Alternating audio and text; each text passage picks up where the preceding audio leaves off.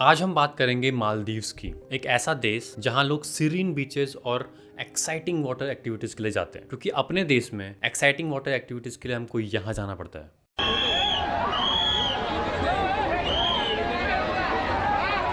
पहली बात तो half of that water has to be piss, और दूसरी बात ऐसे वीडियोस को देख के मुझे थैनोस की याद आती है। कितना भला आदमी था बेचारा, मार दिया उसको।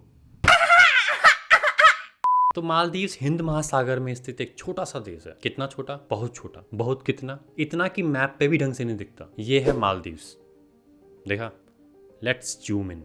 ये है मालदीव्स। लगभग 1200 द्वीपों का समूह है और 1192 टू बी प्रिसाइज। और अगर आप गौर से देखो तो पूरा देश द्वीपों की माला जैसा दिखता है, और इसीलिए इसका नाम पड़ा मालदीव्स। माला, द्वीप, the garland of islands.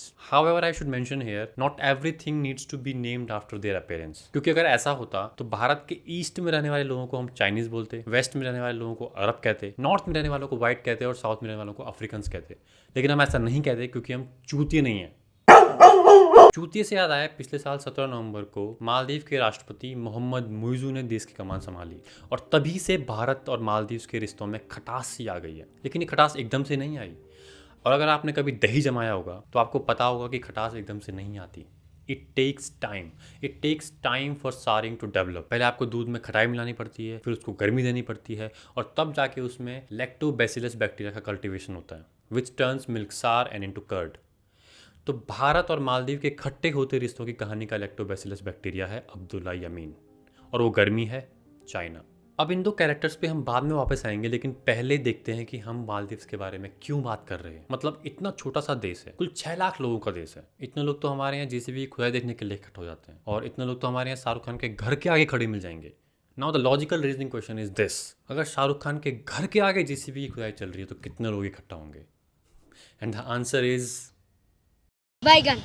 But nonetheless, the point I was trying to make is, why should we worry about such a small nation? Why should we even talk about it? Why should we care? तो international relations में एक term होता है geopolitics. What is geopolitics? Well, geopolitics is the study of effects of geography on politics and international relations. Geopolitics is like a chess pawn reaching 8th rank. मतलब भोला भाला innocent सा pawn जो एक एक कदम चलता है, लेकिन वही पॉन जब 8th रैंक पे पहुंच जाता है तो उसकी औकात बढ़ जाती है।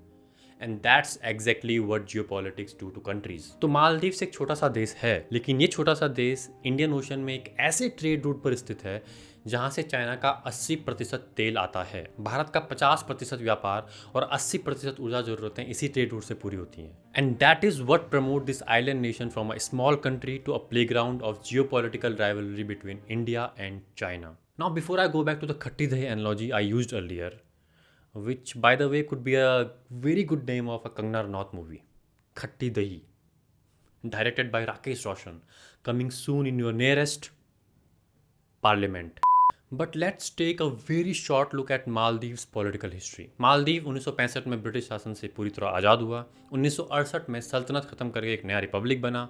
इब्राहिम नासिर मालदीव्स के पहले राष्ट्रपति बने, जिनको 1978 में ममून अब्दुल गयूम ने रिप्लेस किया, और फिर गयूम भाई ने मस्त 30 साल तक चुनाव में धांधली करके मालदीव्स पर अपना निरंकुश शासन चलाया। मतलब मस्त तो नहीं था, क्योंकि इस बीच एक बार 1988 में मालदीव्स में तख्ता पलट की लगभग सफल कोशिश की गई। और कहानी ये है कि अब्दुल गयूम रात के धूप अंधेरे में अपने कॉर्डलेस फोन के साथ अपने रेजिडेंस से भाग गए, और उस फोन से भारत के प्रधानमंत्री कार्यालय में कॉल कर मदद की गुहार लगाई, जिसके रिस्पॉन्स में भारत की सेना ने मालदीव्स में ऑपरेशन कैक्टस लॉन्च किया और तख्ता पलट की कोशिश को नाकाम कर दिया। अब मुझे नहीं पता कि ये कॉर्डलेस फोन वाली कहानी कितनी सही है, because the only source I could find for this story is from the मुखार बिंद ऑफ द ग्रेट दादा मुनीम ऑफ इंडियन जर्नलिज्म, और मे बी जस्ट द मुनीम of Indian journalism, Shekhar Gupta. बहरहाल बात यह है कि 30 साल के बाद 2008 में पहली बार मालदीव्स में मल्टी पार्टी इलेक्शन हुए, जिसमें मोहम्मद नशीद ने अब्दुल गयूम को हराकर राष्ट्रपति पद की कमान संभाली और मालदीव्स के पहले डेमोक्रेटिकली इलेक्टेड लीडर बने। मोहम्मद नशीद वही राष्ट्रपति हैं जिन्होंने समुद्र के बढ़ते जल स्तर की तरफ विश्व का ध्यान खींचने के लिए पानी के अंदर अपनी सरकार की कैबिनेट मीटिंग की थी।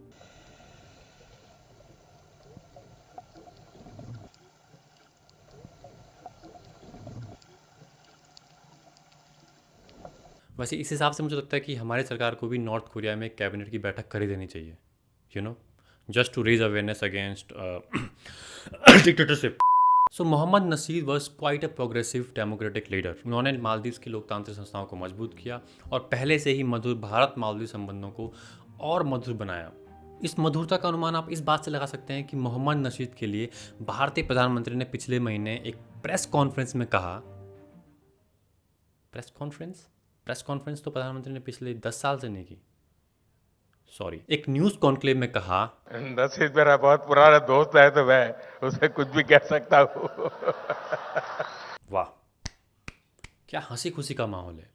लेकिन ये हंसी खुशी का माहौल ज़्यादा दिन नहीं रहा, क्योंकि 2013 के प्रेसिडेंशियल इलेक्शन में एक नए राष्ट्रपति अब्दुल्ला यमीन ने देश की कमान संभाली। ये वही अब्दुल्ला यमीन है जिनके बारे में हमने पहले ही बात की थी, हमारी कहानी का lactobacillus bacteria. He started cozying up to the China and thus began the process of souring sweet milk that India Maldive relation was. 2013 में अब्दुल्ला यमीन के राष्ट्रपति बनते ही मालदीव धीरे धीरे चाइना की गोद में बैठने लगा। 2014 में जी जिनपिंग जब मालदीव के दौरे पे आए तो उन्होंने मालदीव के साथ कई महत्वपूर्ण समझौते किए, जिसमें $100 मिलियन की ग्रांट भी शामिल थी। तो चाइना ने यमीन को ग्रांट दी और यमीन ने चाइना को ग्रांट के अलावा एक $2010 मिलियन का फ्रेंडशिप ब्रिज था जो मालदीव की कैपिटल सिटी माले को हुलहुले द्वीप से जोड़ता है। हुलहुले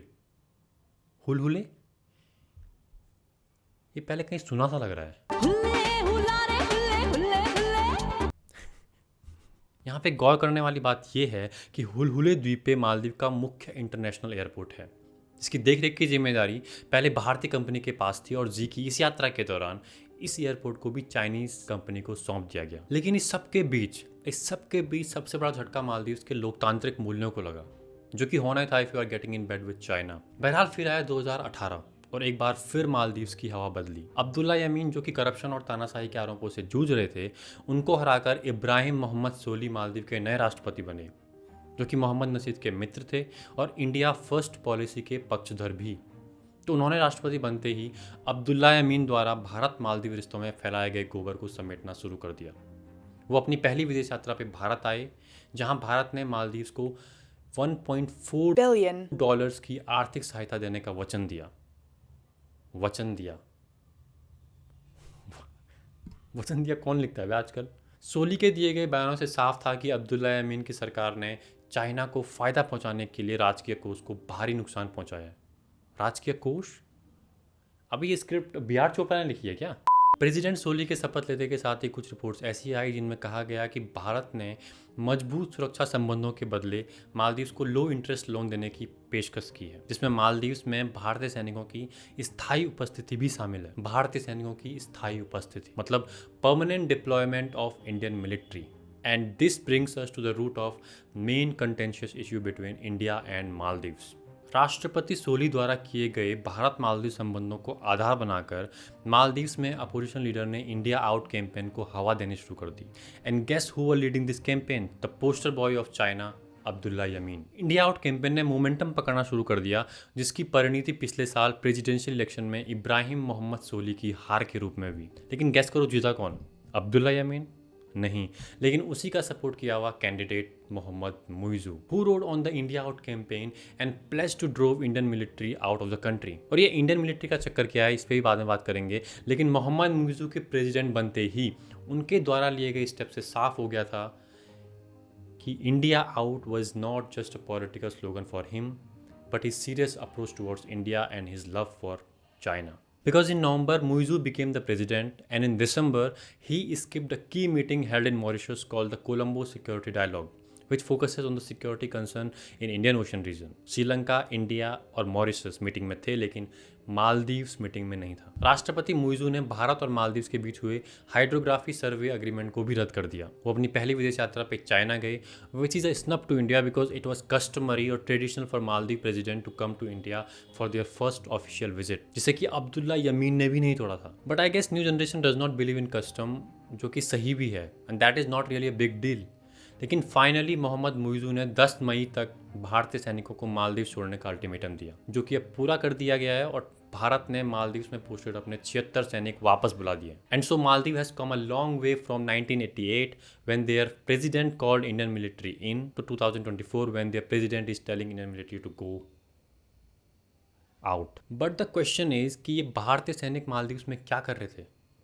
Maldives Defense Minister has acknowledged that the island nation's military still does not have pilots who are capable of operating 2 helicopters and a Dornier aircraft donated by India. And that is the answer.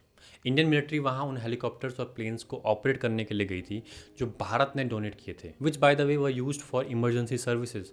क्योंकि अगर आपका देश 1200 द्वीपों का समूह है तो मुझे लगता है कि आपको हवाई सेवा की जरूरत तो पड़ेगी। And that shows in the data. पिछले 5 साल में भारत ने मालदीव में लगभग 500 मेडिकल इवैक्यूएशंस की है, सेविंग 523 लाइव्स। तो इन सब बातों से ये तो साफ है कि मोहम्मद मुइज़ू पूरी आक्रामकता के साथ हर मायने में अब्दुल्ला यमीन के नक्शे कदम पर चलते हुए इंडिया आउट को अंजाम दे रहे हैं और चाइना की गोद में सरक रहे हैं। और बाय द वे प्रेसिडेंट बनने के बाद से मुइज़ू ने यमीन का फ़ोन उठाना बंद कर दिया है। Muizu has been ignoring Yamin. He hasn't taken a single call from him. This is what Yamin's lawyer said. I want to make one thing clear to the people. Dr. Muizu has not picked up a single phone call from President Yamin since winning the election. Call ही नहीं उठा रहा बंदा। क्यों नहीं उठा रहा call? Well the one possibility could be कि अब्दुल्ला यमीन जो है वो जेल में बंद है करप्शन चार्जेस पे।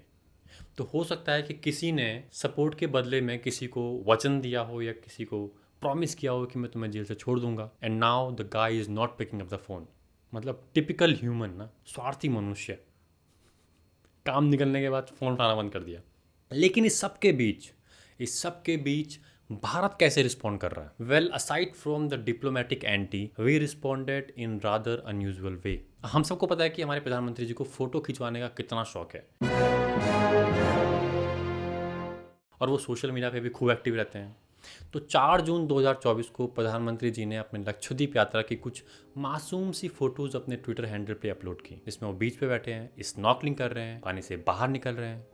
वाह, मतलब क्या बात है यार। कभी कभी तो मुझे लगता है कि प्रधानमंत्री जी को एक व्लॉगिंग चैनल भी खोल ही देना चाहिए। वैसे ज़रूरत नहीं है, इतने सारे न्यूज़ चैनल पहले से ही हैं।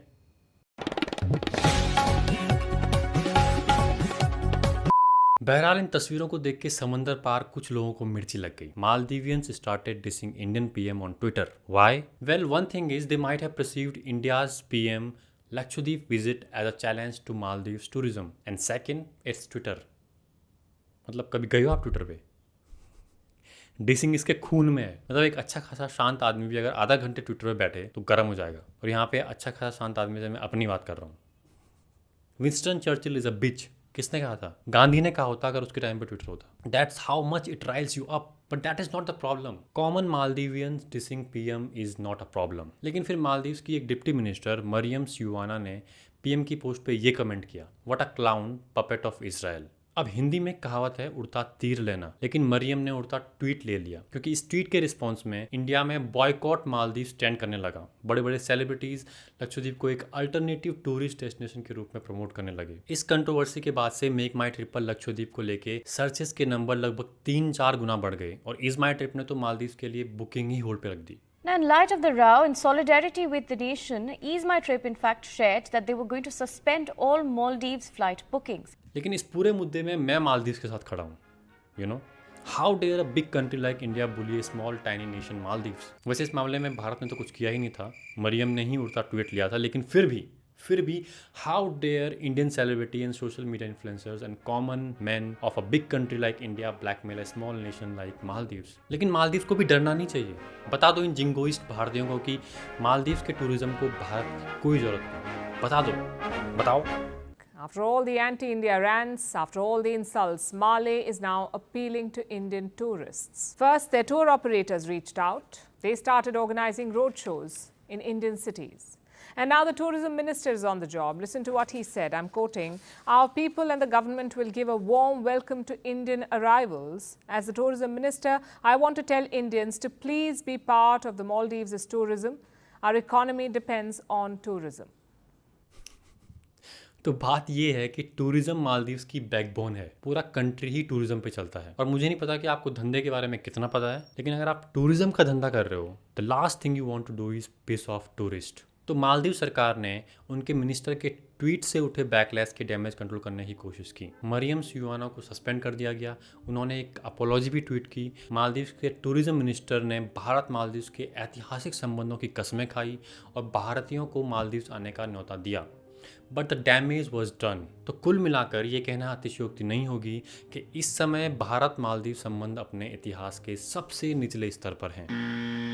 निचले स्तर से याद आया चाइना, मतलब चाइना को तो ऑर्गेजम ही हो रखा है, लेकिन इसमें कोई आश्चर्य की बात भी नहीं है, क्योंकि जब छोटे देशों से डील करने की बात आती है तो चाइना पहले तो DDLJ का अमरीश पुरी बन जाता है। आओ आओ आओ आओ। और बाद में जब वो देश चाइना के डेट ट्रैप में फंस जाते हैं तो वो हम 5 का अमरीश पुरी बन जाता है। हम 5 का अमरीश पुरी कैसा था? ऐसा था।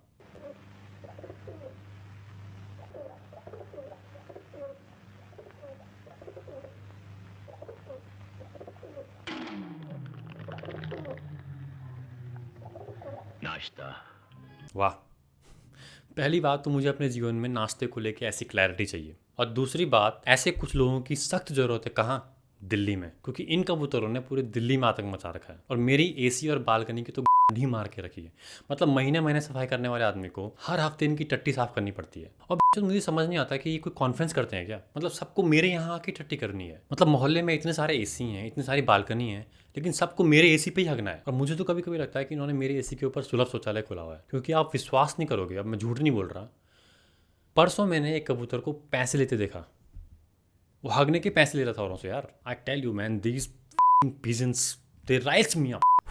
शांत, वापस मुद्दे पे आते हैं। हम बात कर रहे थे चाइना के डेट ट्रैप की, और यही मालदीव के साथ हो भी रहा है। अकॉर्डिंग टू डाटा, मालदीव्स ओज चाइना USD 1.3 बिलियन और मोर। मतलब 1.3 बिलियन बहुत ज़्यादा नहीं है, लेकिन मालदीव की इकोनॉमी भी ज़्यादा नहीं है। लगभग $5 बिलियन की इकोनॉमी वाला देश जब चाइना से $1 बिलियन का कर्ज लिए बैठा है तो सवाल तो उठेंगे ही। और यही सवाल उठाए IMF ने अपनी रिपोर्ट में, जब उसने मालदीव्स को उनकी इकोनॉमी में हो रही डेट डिस्ट्रेस के लिए चेतावनी दी। और इस डेट डिस्ट्रेस का सबसे बड़ा कारण कौन है? चाइना। लेकिन मोहम्मद मुइज़ू को कोई फर्क नहीं पड़ता। अभी जनवरी में 5 दिन के दौरे पे चाइना पहुंचे मोहम्मद मुइज़ू ने चाइना के साथ कई समझौते किए, जो कि मुइज़ू के अनुसार निस्वार्थ भाव से किए गए समझौते हैं।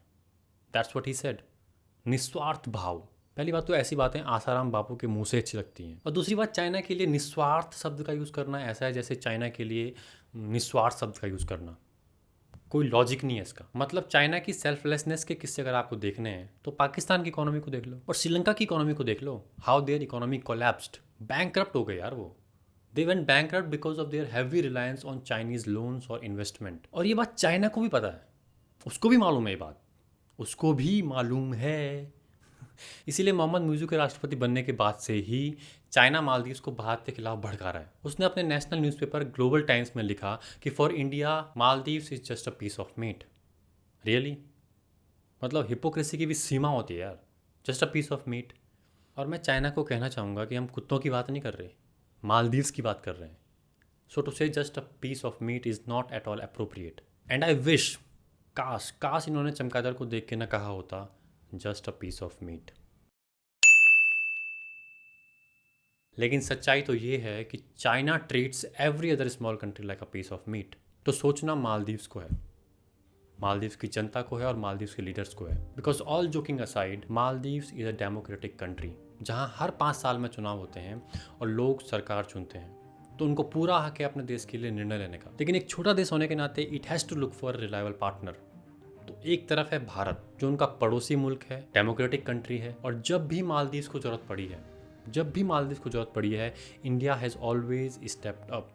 चाहे वो 1988 का तख्ता पलट हो, 2004 की सुनामी की बात हो, कोरोना के समय वैक्सीन देने की बात हो, India has always acted as a first responder in every emergency in Maldives. और दूसरी तरफ है चाइना, जो अपने डेट ट्रैप के लिए पूरी दुनिया में प्रसिद्ध है और जो कि मालदीव्स को भी दिख रहा है। इसीलिए मोहम्मद मुइज़ू ने चाइना से उनके डेट को रिस्ट्रक्चर करने की अपील की है। तो भले ही चाइना बड़ी बड़ी बातें कर रहा हो, ग्लोबल टाइम्स में लिख रहा हो पीस ऑफ मीट वगैरह वगैरह, लेकिन वो वास्तव में कर क्या रहा है?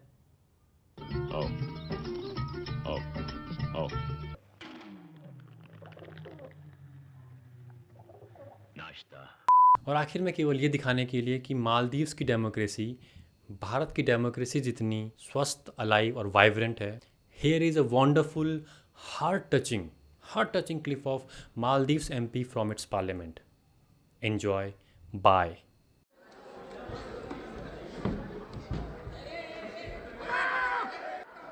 साले का खोपड़ी तोड़ साले का।